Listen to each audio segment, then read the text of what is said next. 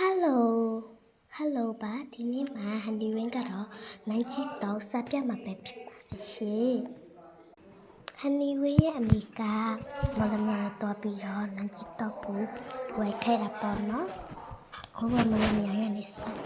ပါတယ်ရှင်တော့ဟန်ဒီဝင်းကတော့နိုင်ချီတော့ကိုစားတော့ပါမယ်ဒီမှာစားပါပြီရှင်ကဲ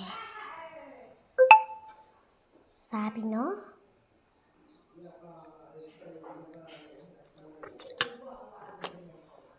ကောင်းတယ်နော်ကောင်းတယ်ဒီတော့ကတော့အများကိုကောင်းတယ်တော့ဘာပဲကြောက်တယ်မသိဘူး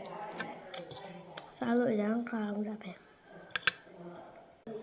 ဒါတော့ဟန်ဒီဝေးရဲ့ညီမလေးဟာပေါ့နော်သူကစားလို့ကောင်းဘူးရှင်ဒါဟန်ဒီဝေးရဲ့ဟာပေါ့နော်ဒီဝေးကတော့စားနိုင်ကြကြောင်းစားပါမယ်ကဲဒီမှာပေါ့နော်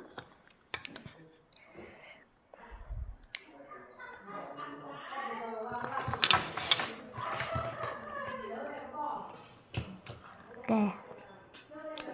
အဲ့ဒါဆိုရင်စားပြီးမှပဲထပ်ပြတော့မယ်နော်